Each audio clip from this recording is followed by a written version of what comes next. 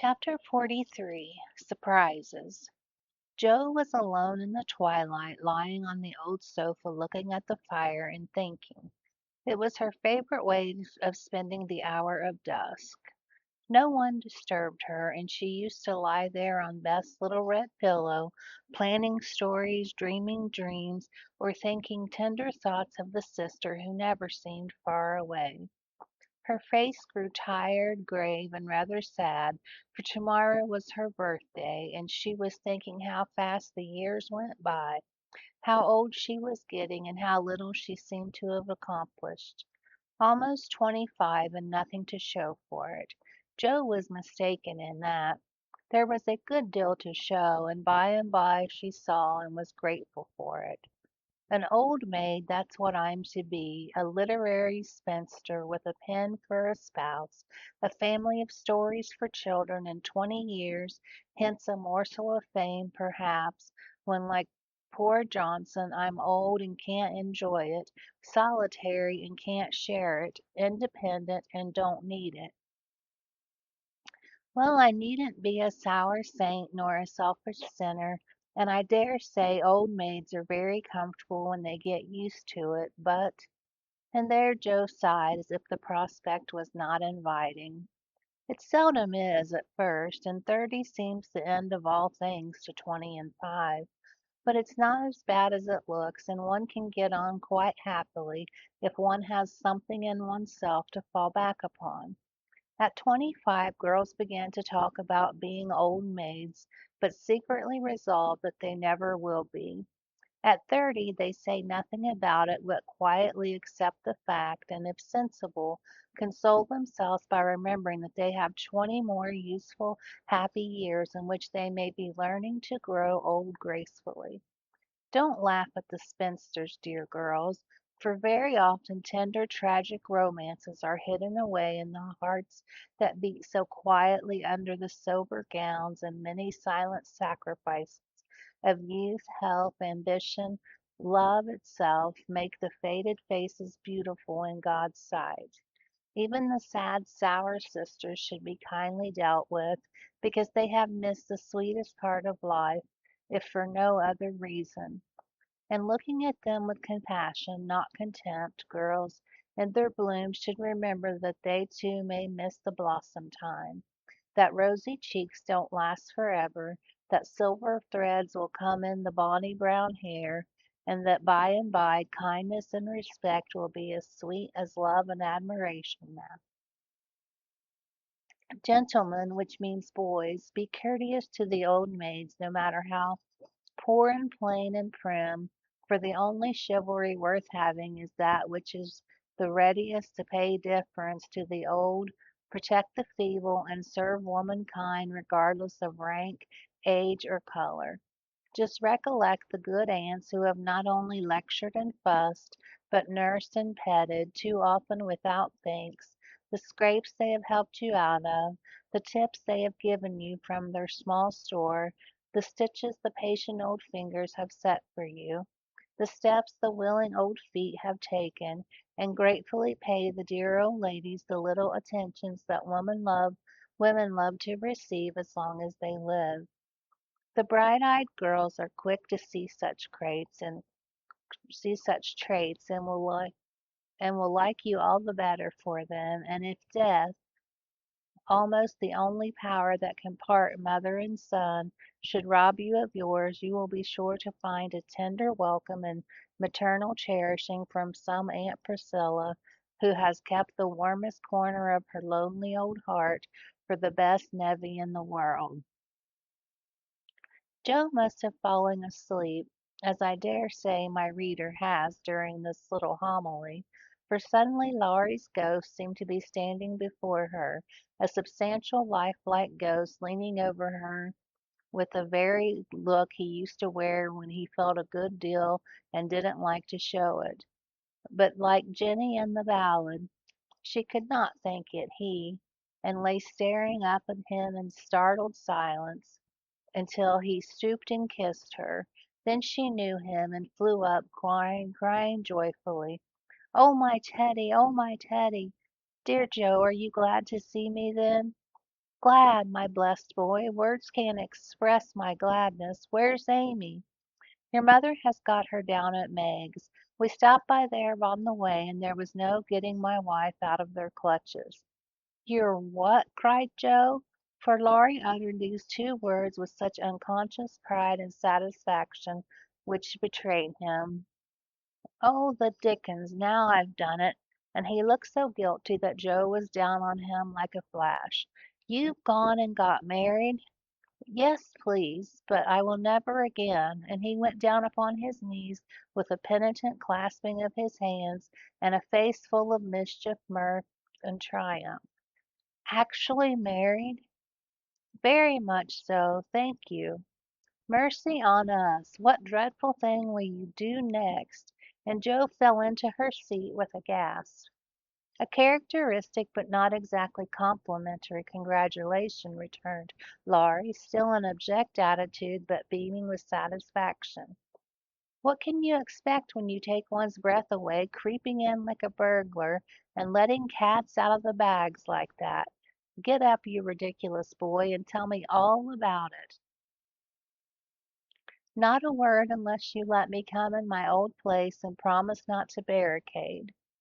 Jo laughed at that as she had not done for many a long day, and patted the sofa invitingly as she said in a cordial tone, "The old pillow is in up garret and we don't need it now. So come and fess, Teddy." How good does it sounds to hear you say Teddy. No one calls me that but you, said Laurie, and he sat down with an air of great content. What does Amy call you? My lord. That's like her.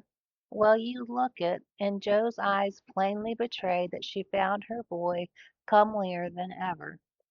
The pillow was gone, but there was a barricade, nevertheless, a natural one raised by time, absence, and change of heart.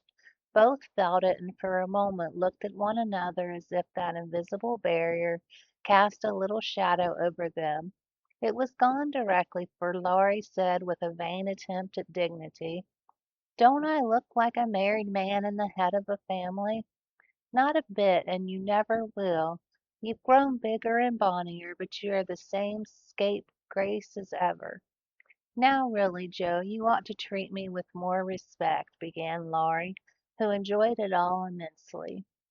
"How can I when the mere idea of you married and settled is so irresistibly funny that I can't keep sober," answered Joe, smiling all over her face, so infectiously that they had another laugh and then settled down for a good talk, quite in the old pleasant old fashion. "It's no use your going out in the cold to get Amy, for they will all be coming presently. I couldn't wait. I wanted to be the one to tell you the grand surprise, and have first skim, as we used to say when we squabbled about the cream." "Of course you did, and spoiled your story by beginning at the wrong end. Now start right and tell me how it all happened. I'm pining to know." "Well, I did it to please Amy," began Laurie, with a twinkle that made Joe exclaim, "Fib number one, Amy did it to please you. Go on and tell the truth, if you can, sir." "Now she's beginning to marmot. Isn't it jolly to hear her?" said Laurie to the fire, and fire glowed and sparkled as if it quite agreed. "It's all the same, you know. She and I being one. We planned to come home with the Carrolls a month or more ago, but they suddenly changed their minds and decided to pass another winter in Paris. But, but Grandpa wanted to come home. He went to please me, and I couldn't let him go alone. Neither could I leave Amy, and Mrs. Carroll had got English notions about chaperons and such nonsense, and wouldn't let Amy come with us. So I just settled the difficulty by saying, 'Let's be married and we can do as we like.' Of course you did. You always have things to suit you." "Not always," and something in Laurie's voice made Joe say hastily, "How did you ever get Aunt to agree?" "It was hard work, but between us we talked her over, for we had heaps of good reasons on our side. There wasn't time to write and ask leave, but you all liked it, had consented to it by and by, and it was only taking time by the fetlock, as my wife says. Aren't we proud of those 2 words, and don't we like to say them?" interrupted Joe, addressing the fire in her turn and watching with delight the happy light it seemed to kindle in the eyes that had been so tragically gloomy when she saw them last. "A trifle, perhaps. She's such a captivating little woman, and I can't help being proud of her." Well, then Uncle and Aunt were there to play propriety. We were so absorbed in one another we were of no mortal use apart, and that charming arrangement would make everything easy all around, so we did it. "When? Where? How?" asked Joe in a fever of feminine interest and curiosity before she could not realize it was a particle. "6 weeks ago at the American Consul's in Paris. A very quiet wedding, of course, for even in our happiness we didn't forget our dear little Beth." Joe put her hand in his as he said that, and Laurie gently smoothed the little red pillow which he remembered well. "Why didn't you let us know afterward?" asked Joe in a quieter tone when they had sat quite still a moment. "We wanted to surprise you. We thought we were coming directly home at first, but the dear old gentleman, as soon as we were married, found he couldn't be ready under a month at least, and sent us off to spend our honeymoon wherever we liked. Amy had once called Valrosa a regular honeymoon home, so we went there, and were as happy as people are but once in their lives. My faith, wasn't love among the roses?" Laurie seemed to forget Joe for a minute, and Joe was glad of it, for the fact that he told her these things so freely and so natural assured her that he had quite forgiven and forgotten. She tried to draw away her hand, but as if he guessed the thought that prompted the half involuntary impulse, Laurie held it fast and said with a manly gravity she had never seen in him before: "Joe, dear, I want to say one thing and then we'll put it by forever. As I told you in my letter when I wrote that Amy had been so kind to me, I shall never stop loving you, but the love is altered, and I have learned to see that it is better as it is. Amy and you changed places in my heart, that's all. I think it was meant to be so, and would have come about naturally if I had waited as you tried to make me, but I never could be patient, and so I got a heartache. I was a boy then, headstrong and violent, and it took a hard lesson to show me my mistake, for it was one, Joe, as you said, and I found out after making a fool of myself. Upon my word, I was so tumbled up in my mind at one time that I didn't know which I loved best, you or Amy, and tried to love you both alike. But I couldn't, and when I saw her in Switzerland, everything seemed to clear up all at once. You both got into your right places, and I felt sure that it was well off with the old love before it was on with the new, that I could honestly share my heart between Sister Joe and my wife Amy, and love them dearly. Will you believe it and go back to the happy old times when we first knew one another?" "I believe it with all my heart, but Teddy, we can never be boy and girl again. The happy old times can't come back, and we mustn't expect it. We are man and woman now, with sober work to do, for playtime is over and we must give up frolicking. I'm sure you feel this. I see the change in you, and you'll find it in me. I shall miss my boy, but I shall love the man as much and admire him more because he means to be what I hoped he would. We can't be little playmates any longer, but we will be brother and sister, to love and to help one another all our lives, won't we, Laurie?" He did not say a word, but took the hand she offered him and laid his face down on it for a minute, feeling that out of the grave of a boyish passion there had risen a beautifully strong friendship to bless them both. Presently Joe said cheerfully, for she didn't want the coming home to be a sad one: "I can't make it true that you children are really married and going to set up housekeeping, while it seems only yesterday that I was buttoning Amy's pinafore and pulling your hair when you teased. Mercy me, how time does fly! As one of the children is older than yourself, you needn't talk so much like a grandma. I flatter myself I'm a gentleman growed, as Pegotty said of David, and when you see Amy you'll find her rather a precious infant," said Laurie, looking amused at her maternal air.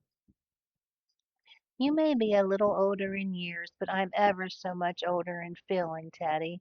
Women always are, and this last year has been such a hard one that I feel 40. Poor Joe, we left you to bear it alone while we went pleasuring. You are older. Here's a line and there's another. Unless you smile, your eyes look sad, and when I touched the cushion just now I found a tear on it. You've had a great deal to bear, and had to bear it all alone. What a selfish beast I've been." And Laurie pulled his own hair with a remorseful look. But Joe only turned over the traitorous pillow and answered in a tone which she tried to make more cheerful.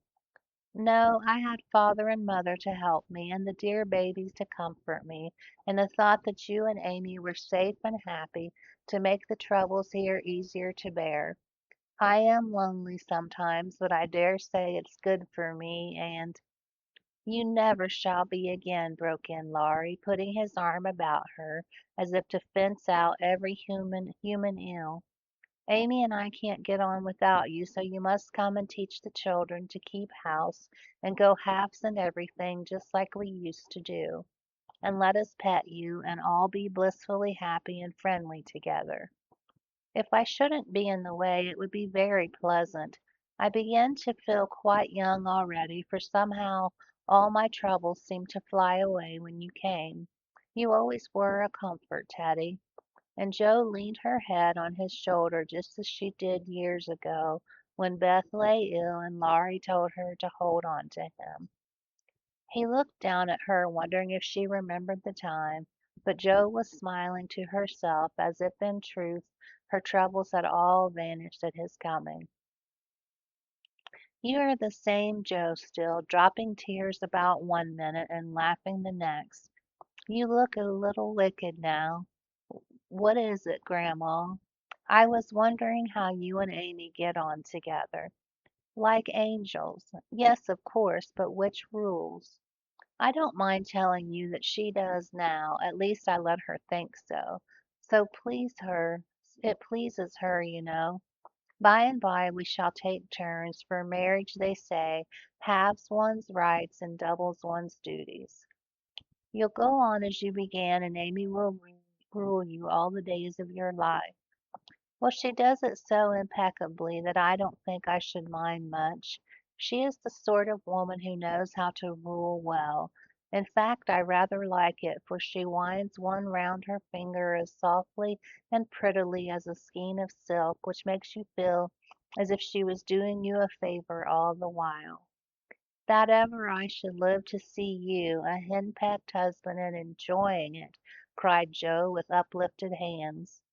It was good to see Laurie square his shoulders and smile with masculine scorn at that insinuation, and he replied with his high and mighty air, "Amy is too well bred for that, and I am not the sort of man to submit to it. My wife and I respect ourselves and one another too much to ever tyrannize or quarrel." Joe liked that and thought the new dignity very becoming, but the boy seemed changing very fast into the man, and the regret mingled with her pleasure. "I am sure of that. Amy and you never did quarrel as we used to. She is the sun and I the wind in the fable, and the sun managed the best man.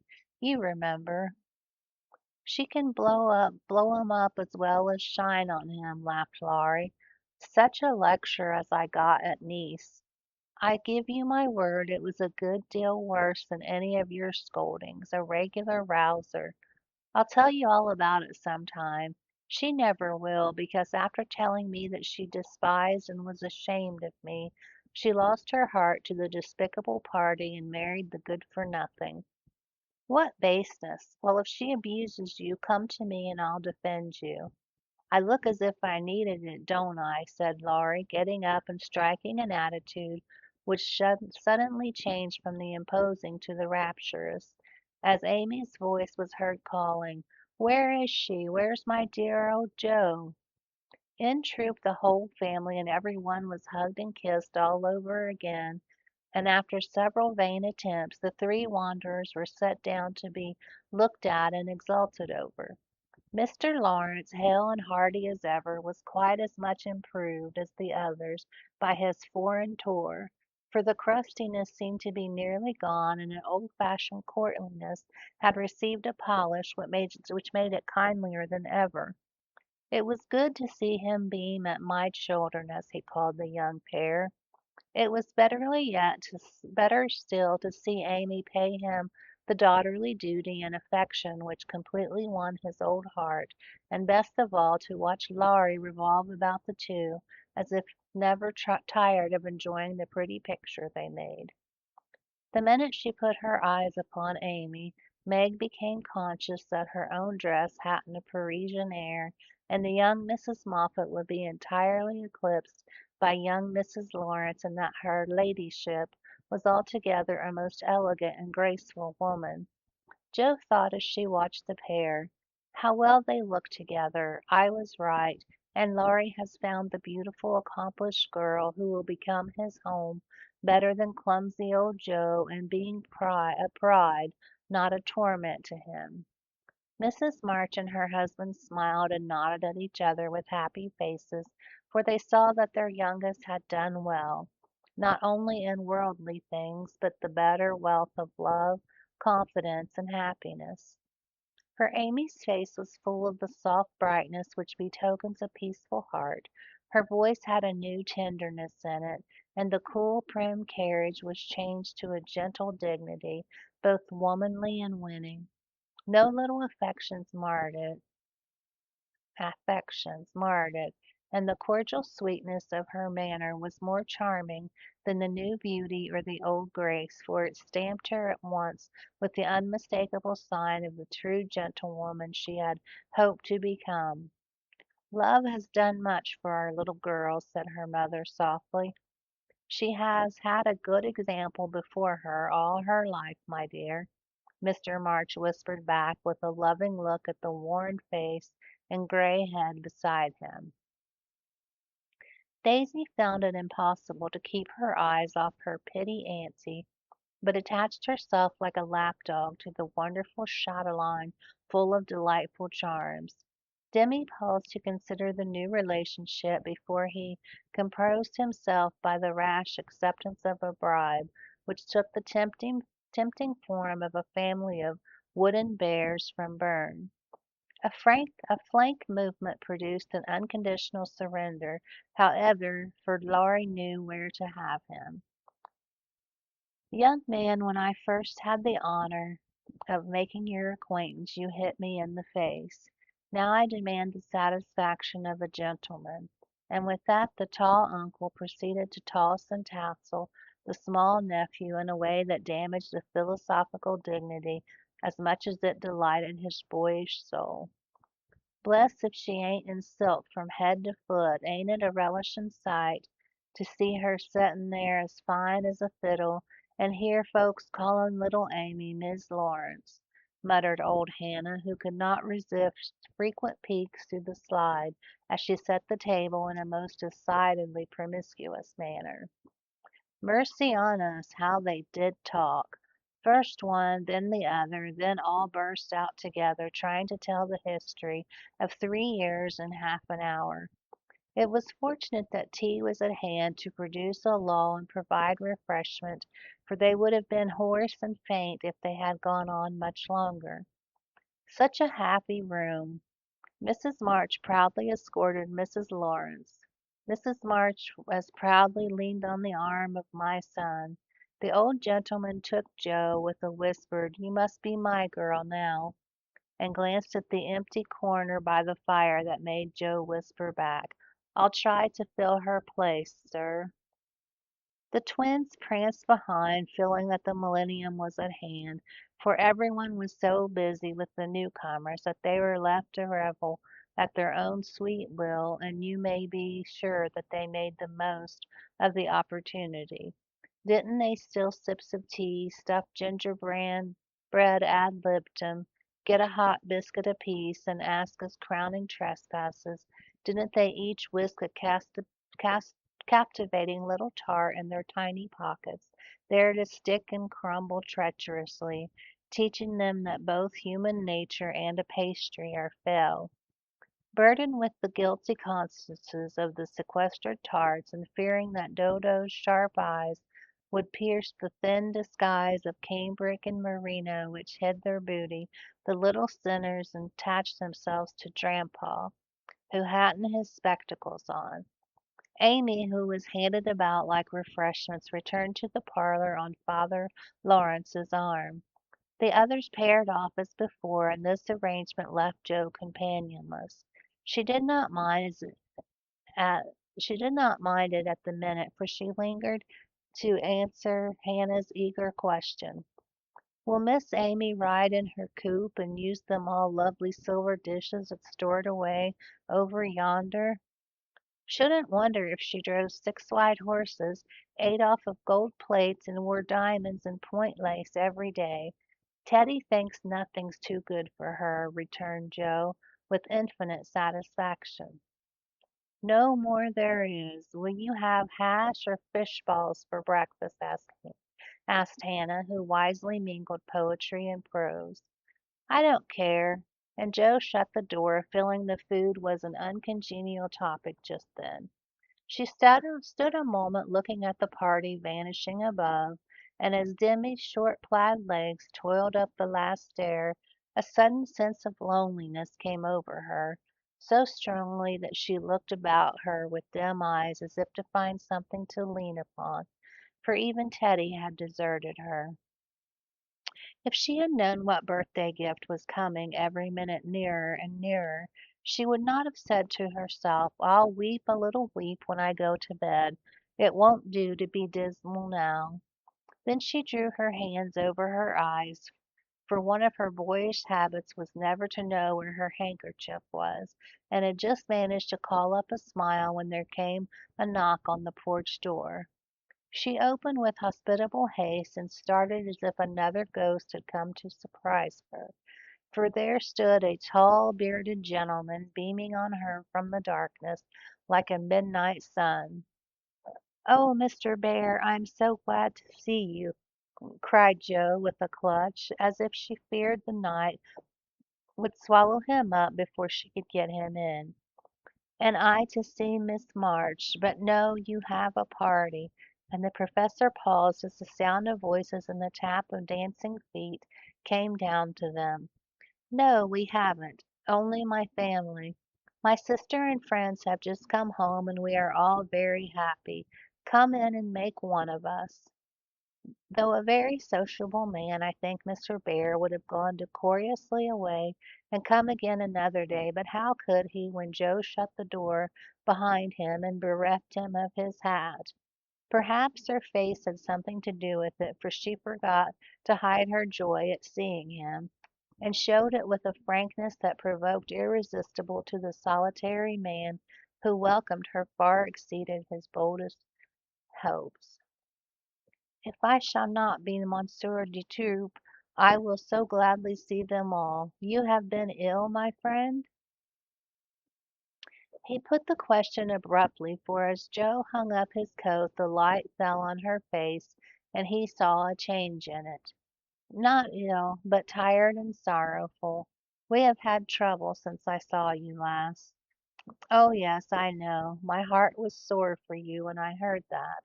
And he shook hands again with such a sympathetic face that Joe felt as if no comfort could equal the look of the kind eyes, the grasp of the warm, big hand. "Father, mother, this is my friend Professor Bear," she said, with a face and tone of such irrepressible pride and pleasure that she might as well have blown a trumpet and opened the door with a flourish. If the stranger had any doubts about his reception, they were set at rest in a moment by the cordial welcome he received. Everyone greeted him kindly, for Joe's sake at first, but they very soon liked him for his own. They could not help it, for he carried the talisman that opens all hearts, and these simple people warmed to him at once, feeling even more friendly because he was poor. For poverty enriches those who live above it, and it is a sure passport to true hospitable spirits. Mr. Bear sat looking about him with an air of a traveler who knocks at a strange door, and when it opens finds himself at home.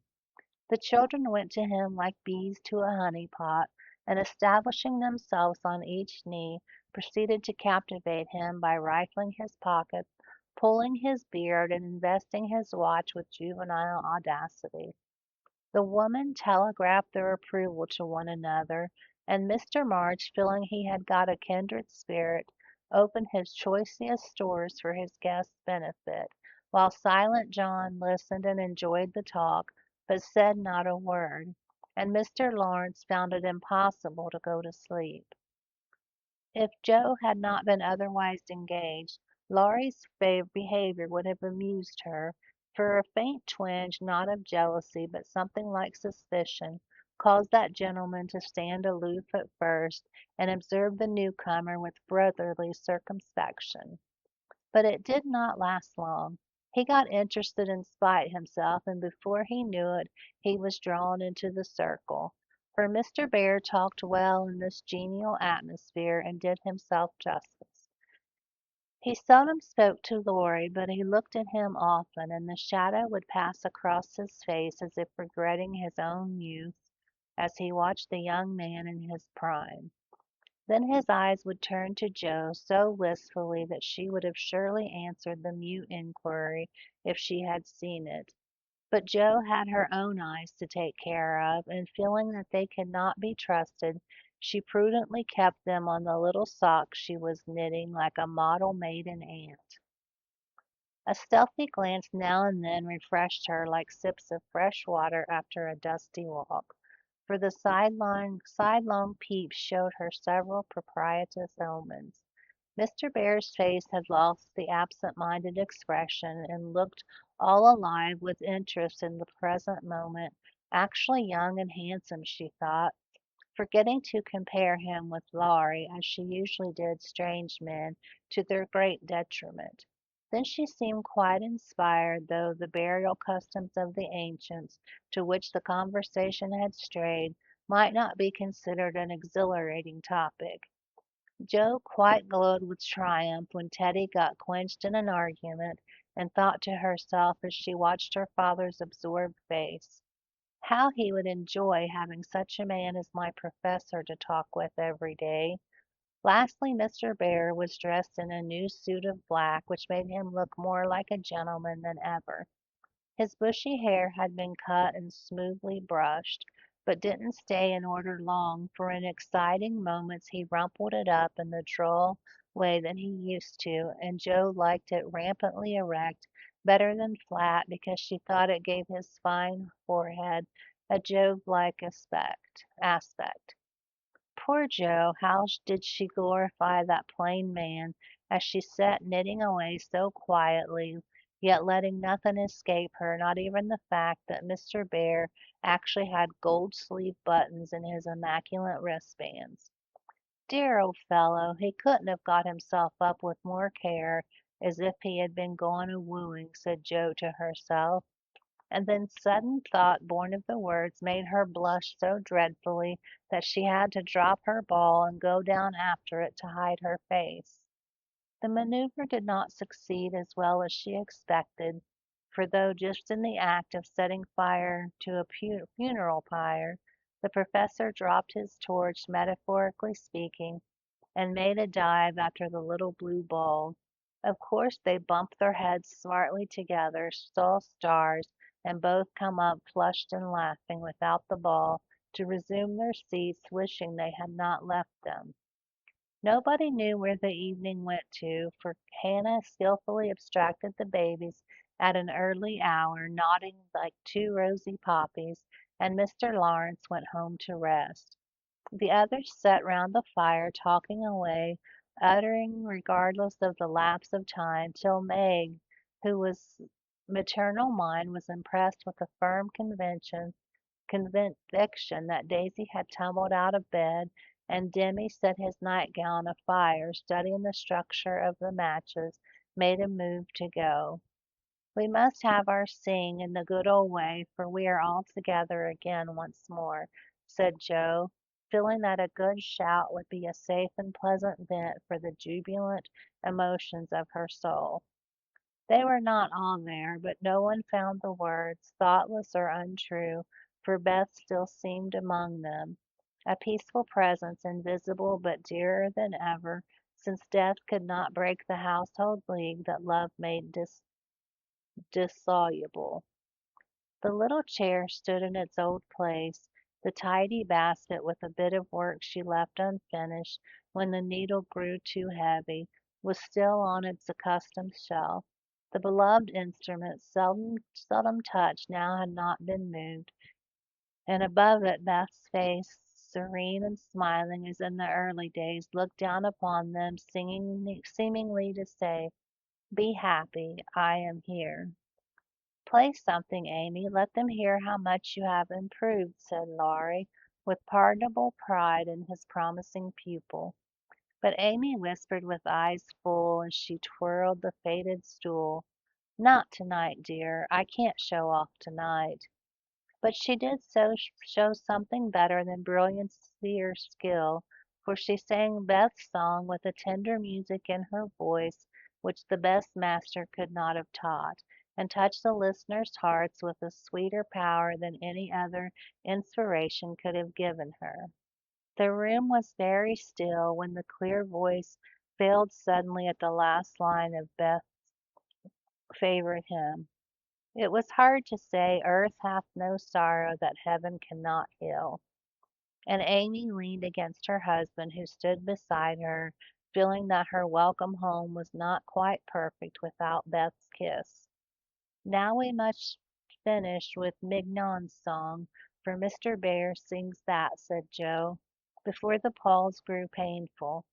And Mr. Bear cleared his throat with a gratified as he stepped into the corner where Joe stood, saying, "You will sing with me. We go excellently well together." A pleasing fiction by the way, for Joe had no more idea of music than a grasshopper, but she would have consented if he had proposed to sing a whole opera and warbled away blissfully regardless of time and tune. It didn't matter much, for Mr. Bear sang like a true German, heartily and well, and Joe soon subsided into a subdued hymn that she might listen to the mellow voice that seemed to sing for her alone. "Know'st thou this land where the citron blooms?" used to be Professor's favorite line, for Das Land meant Germany to him. But now he seemed to dwell with peculiar warmth and melody upon the words, "There, oh there might I with thee, oh beloved, go." And one listener was so thrilled by the tender invitation that she longed to say she did know the land, and would joyfully depart thither whenever he liked. The song was considered a great success, and the singer retired covered with laurels. But a few minutes afterward he forgot his manners entirely, and stared at Amy putting on her bonnet, for she had been introduced simply as "my sister," and no one had called her by her new name since he came. Excuse me. He forgot himself still further when Laurie said in his most gracious manner at parting, "My wife and I are very glad to meet you, sir. Please remember that there is always a welcome waiting for you over the way." Then the professor thanked him so heartily, and looked so suddenly illuminated with satisfaction, that Laurie thought him the most delightfully demonstrative old fellow he ever met. "I too shall go, but I shall gladly come again if you will give me leave, dear madam, for a little business in the city will keep me here some days." He spoke to Mrs. March, but he looked at Joe, and the mother's voice gave as cordial an assent as did the daughter's eyes, for Mrs. March was not so blind to her children's interests as Mrs. Moppet supposed. "I suspect that is a wise man," remarked Mr. March, with placid satisfaction, from the hearthrug after the last guest had gone. "I know he is a good one," added Mrs. March with decided approval as she wound up the clock. "I thought you'd like him," was all that Joe had said as she slipped away to her bed. She wondered what the business was that brought Mr. Bear to the city, and finally decided that she had been appointed to some great honor somewhere, but had been too modest to mention the fact. If she had seen his face when safe in his own room, he looked at the picture of a severe and rigid young lady with a good deal of hair, who appeared to be gazing darkly into futurity, it might have thrown some light upon the subject, especially when he turned off the gas and kissed the picture in the dark.